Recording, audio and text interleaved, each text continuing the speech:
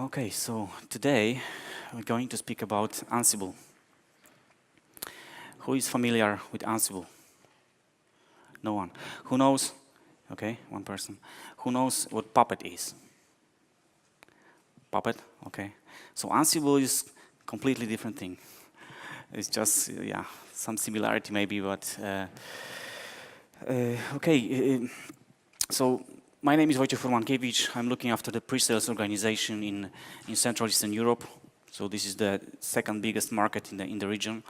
Happy to be here, and thank you very much to everyone for coming, for your time. So when you are talking about the modern technology, the way how things are changing nowadays. Yes, please. We're talking about cloud, we're talking about the virtual systems. Just a while ago, you were hearing about containers, right? These kind of things. So the complexity of technology in our data centers, in our systems, also in public cloud, it's getting more and more complicated, right? The complexity is bigger. Let me give you an example. Imagine this kind of different environments, and let's take the simple example, DNS. So imagine you have to add a system and update the etc host file manually in every system, and then the systems they live, right? So someone can change, someone can add something. It's very difficult to track the consistency. So someone got brilliant idea. Let's centralize this system and announced DNS, right? Name resolution. And life got much easier. You just connect the system to DNS and you don't care about anything else. So this is an example that solves only one problem, name resolution. That's it. Now imagine in this big environment, what else can be, what other configurations can be also modified, inconsistent, something to change, right? So DNS was solving one problem, but there are a lot more, right? Automation and how you provision systems, how you deploy systems, install and configure later, right? So this is the challenge that we face. Everyone is facing nowadays. Who of you have more like 100 systems in the data center? Yeah, so there are organizations that have thousands as well, right? So you understand what I mean. So some research shows that we're not only going to deliver a virtual machine as a service. It's not a case anymore. We're going to talk about containers, IaaS, yeah, that's the standard one, VMs and containers together, VMs with installed and managed software on top of it as a service, right? So there is not only the simple process of provisioning, but also more complexity around it. And the other research says that 74% of customers, they expect to invest in some management solutions because it's just needed, right? The management system, when it's properly deployed, it pays you back with the very universal currency, which is time, right? You save time. You just use the system, and you're free from doing things manually anymore. And why Red Hat is talking about management systems? Another research or quadrant analysis actually. Red Hat as a mostly Linux company, we're not only Linux company anymore. We have lots of different technologies, and one of those are hybrid cloud management systems. And we were recognized as a leader suddenly. Before we are not present there anymore, right? And Forrester Wave put us already in a leader's corner because of our completeness of our portfolio and the strategy and things, right? So that's why we're talking about management systems. And Ansible is one of the management systems that we offer, right? We have different technologies like CloudForms, Satellite, Red Hat Insights, lots of management systems in middleware area. But in infrastructure and cloud, Ansible is something very, very powerful. So there are 3 words to say very quickly about Ansible. It is simple. Someone got a brilliant idea. If our environments are getting more and more complicated, the management system cannot be complicated, it must be simple. Otherwise, life will be just even worse, right? So there's very easy human readable language. We'll go through some examples to show you how it looks like. It is powerful. It is something that you just run from central control node, right? From central location, from Ansible Tower. I will talk about it in a while. And you populate the configuration to your system based on your rules, but based on your actually needs, right? To be quick. And agentless, that's a very powerful thing. Funny thing was, I spoke with some customers who use Puppet. And is it the only management tool that you use? No, we use also Ansible. Where? We use Ansible to populate, to install the Puppet agents. Because you don't need an agent to, to run. And Puppet depends on agent. So that's the complexity, right? Otherwise, you have to do it manually. Ansible, it's actually the brilliant first step to start with Ansible. You learn it quickly. Start with populating your Puppet agents. That's, I encourage you to do so, to try. So it's just using SSH, which is very popular at present everywhere. Or for Microsoft, it's another protocol, WinRM. And it really doesn't need anything special at the system. By default, it works. If it's not, it's just you need to check some Python dependency or something. So, agentless, key thing. So a little bit how it works, Ansible. So with Ansible, we are going to deploy configuration to do some automation, which is written in an Ansible playbook, right? We'll show some examples how the playbook looks like. So users are using playbooks, and then those playbooks are being executed remotely on your hosts, which are virtual, physical, whatever, cloud instances. But also because it's just SSH, and it is also possible to, for example, configure your network devices. So you can build your whole stack, including network. You can also imagine you can configure your storage devices. Why not? And to do so, it is first of all there is an inventory, right? So we are running these playbooks against some list of hosts. So inventory is, in a very basic approach, it's a flat file which consists of list of hosts, groups of hosts, whatever. But in the real world, it is not enough. We have dynamic environments. We have web server farms, something that is really not static. So the inventory can be populated by a script, by dynamic script, which can just discover what you have in private, public cloud. It can be populated from configuration management database, for example. It's all included out of the box from Ansible. Can be a flat file plus the dynamic scripts. Then the key thing is modules. You have different kind of systems, and you don't want to remember all the syntaxes or the different aspects of different platforms. You have module to deal with, for example, services. You want to start Apache service, then you use module service and you give the parameters, and it works on every platform that the module is supporting, right? So the power of Ansible is that the number of modules are growing. You can contribute, you can write your own module, so it can be used in Ansible playbook, right here.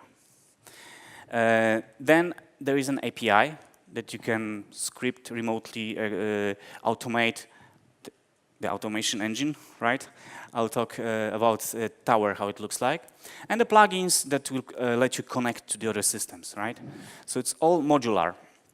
So it's very, first of all, very lightweight architecture, very intuitive. You can easily understand in half an hour just playing with Ansible how it works. And that's why it's getting more and more popular. So it's in our planet, it's the best configuration engine at the moment. There are some opinions like that. So let's start a little bit from scratch. So if you want to start using Ansible, you need to be aware there is a config file. It's a config file that can be, it's by default located in etc Ansible /Ansible, okay? One more directory inside. But it can be also located in your home directory, or it can be located in the local directory where you are running the script. We're talking about using Ansible manually at the moment. Or it can be as a variable. So anyway, one of those will be chosen, whatever is first, right, from the top to bottom. And then you just define the very basic parameters. So inventory, the place when you keep your list of your hosts, where the scripts, the dynamic scripts are placed. So you point to the directory or the file, which is inventory, right? Then, when you're using SSH, you don't want to open a root or log in as a root using SSH keys because it's not always a good idea, right?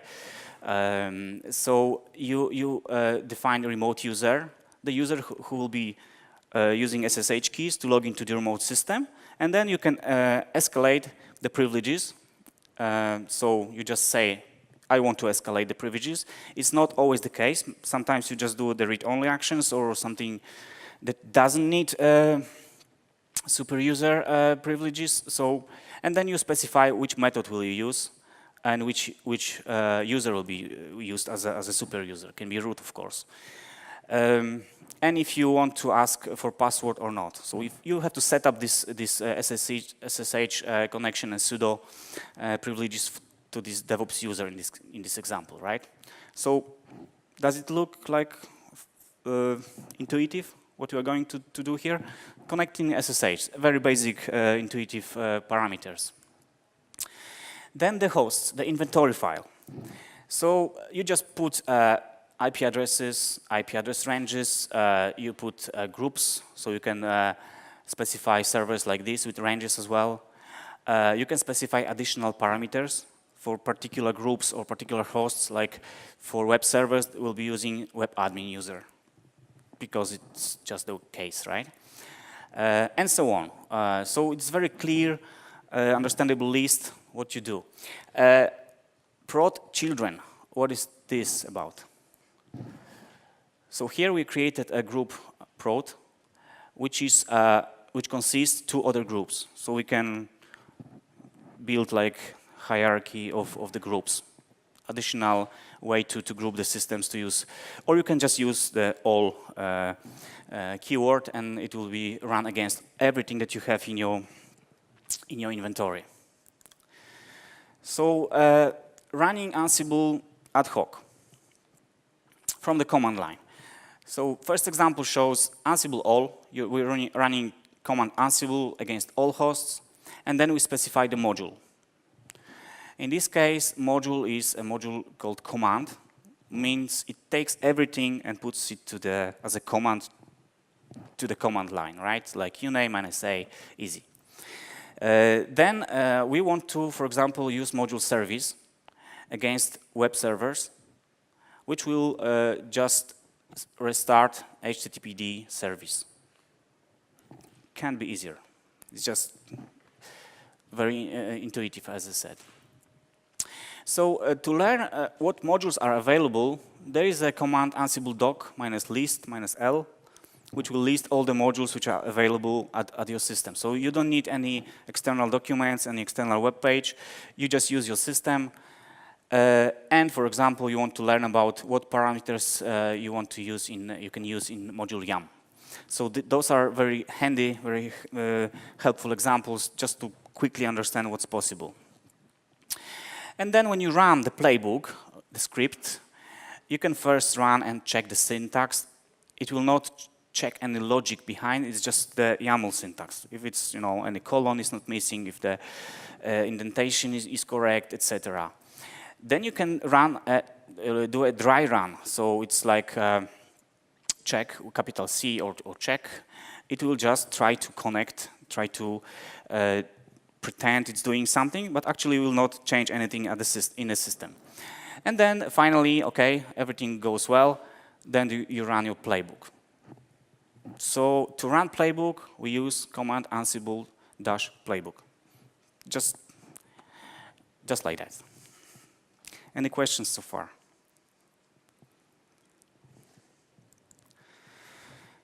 So at the first moment when you run any Ansible command, you're going to modify a system, right? Then you want to learn something about the system. So there is a module which is being run by default at every, unless you disabled it, but at every run, there is a module called setup, which collects all different parameters, different information from the system. And once it is done, then inside your playbook, you can use all those parameters like this. This is the Jinja syntax. So you just do two double curly braces, and then you use, like here, Ansible virtual bridge 0, .ip version 4, and .address, and it will give you this value. And the same for everything else, like distribution version, this very extensive list. So to understand what's available, what parameters are available inside your playbook, you can just manually run the -m setup command. Ansible, which host you're interested in, and -m setup, and it will list you all the available facts about the system. So now we came to the playbook. Inside the playbook, we have already facts available about the system. By the way, you can define your custom facts as well for each system. So you need to just create a little bit of files inside there, but it's all possible. Then the playbook. So this is the script, which is in YAML language. When you look at the right side, this is the playbook, which contains number of plays, play 1, play 2, play 3, etc. Every play is run against, maybe play against different hosts. There are configuration parameters, variables available, which are the play, which will be valid inside the play. Then there is a section tasks.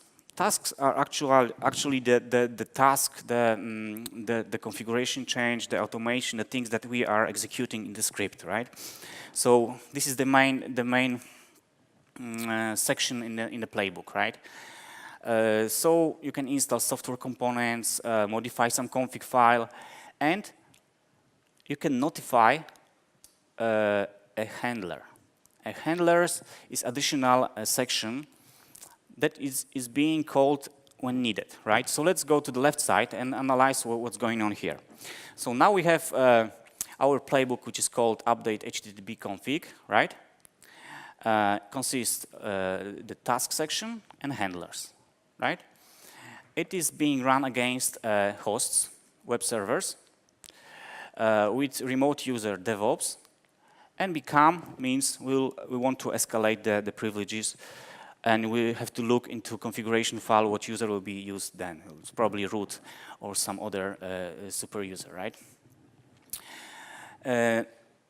So that's clear. Now we want to modify a configuration file, and we don't have to specify the configuration file separately for every system. We can use facts or variables, right? So we have specified some variables like the port and maximum number of clients. And those parameters are being used inside the Jinja2 template. So we are using module template, and source is this universal file which can be populated with many different facts, variables, whatever. It will be translated to the real values at the context of each system.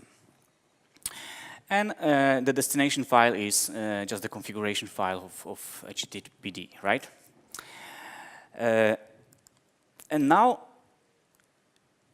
there is an item notify. So it is being called or being used only, and yeah, only in case there has been any change to this template.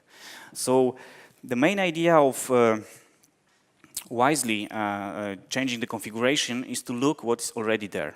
If there is something that is correct, so the template is exactly the same as a destination file, there will be no change, so no handler will be notified. If there is a change, then the handler section takes place now, and handlers will use this handler, restart HTTPD, and module service is just another list of tasks to use. So it means if there is no change, nothing will be modified, nothing will be restarted, right? The same with, for example, YAM. If you install the package, you may use latest or you may use just installed because you don't want to modify things that are working, right? So you need to be careful about it. So this is the main idea. And now there is a Galaxy Ansible.com site. So imagine a community.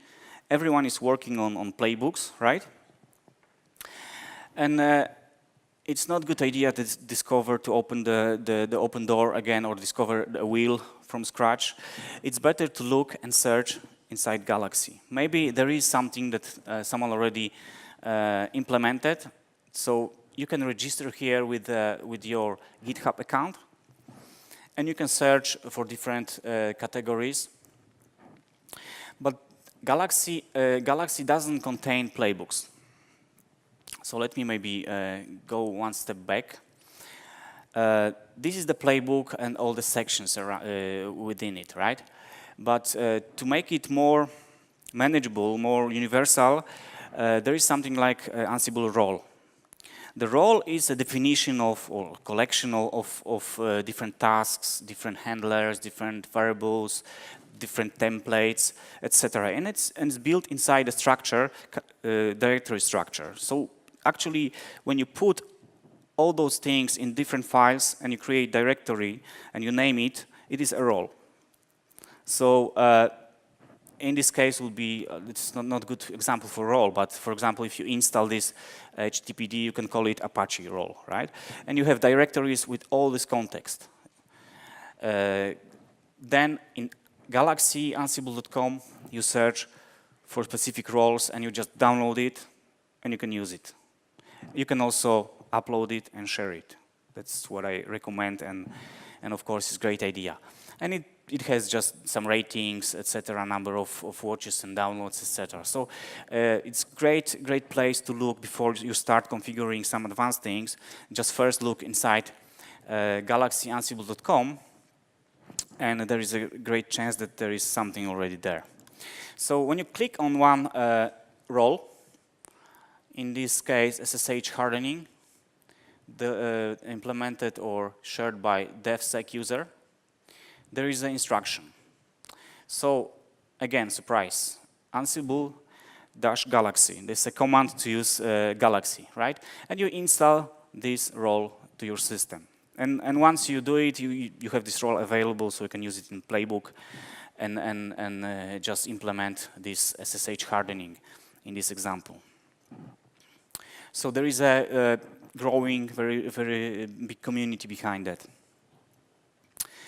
So we spoke about using Ansible as a command line, as a script, as a Galaxy, maybe some smarter way. But again, when you imagine a big environment, hundreds of hosts, and you want to manage them smart way, not again going to the huge work around scripting and running Ansible, and also you want to see what's the status if the script went correctly. Then there is additional tool to help you with it. Ansible Tower. So this bottom line, these bottom green boxes, it's Ansible Core, which is open source automate engine. We just quickly went through Ansible Core. And now on top of Ansible Core, there is a tower, which gives you centralized control, gives you knowledge and visibility, what's going on. It's a dashboard. And you can also do a delegation and very smart way of managing access and delegating the responsibilities. So it is called Ansible Tower, and it's available from Red Hat as a subscription, right? So up to this is free. We're not going to charge for anything. It's just a community product. We'll, of course, provide a certified package for Ansible Core in RHEL, but it's still included, nothing additional. If you have big environment, you want to have management system, then we have subscription for this Tower component, right? So Tower is a colorful dashboard. So you see the time scale, how many playbooks were run, how many jobs, tasks actually. And you have the full visibility, how is your environment looking like. If all the hosts received the correct configuration, you can just see what tasks were executed. You can click and play it again. Or you can schedule the tasks. So there is a scheduler possible. And you can integrate Tower with directory services like Active Directory, like LDAP, whatever, identity management, right? And delegate the access to the systems to a particular user. So if you have big organizations, there are projects, some owners of project, you don't like them to touch every system, like all systems from your inventory. You just create inventory here, inventories, hosts, groups, etc. So there is no more need to keep the file for inventory. Everything is kept in Ansible Tower. And you delegate some of people to be admins for these environments. Some of them will be just read-only users, maybe just watching the progress. Some of them will be developing the playbooks and put in the correct place, right? So this is Tower. What else is possible from Tower? It's a very smart thing when you configure a job template. Actually, you put it in the projects, right? So then you can associate the special API call. Imagine you have a dynamic environment with, for example, public cloud or maybe private cloud, and the instance is going up. It's been booted, right? And then at the end of the build, you trigger additional API call to Ansible Tower, which will just use the special ID and will say, hello, I'm the new guy in the web server farm.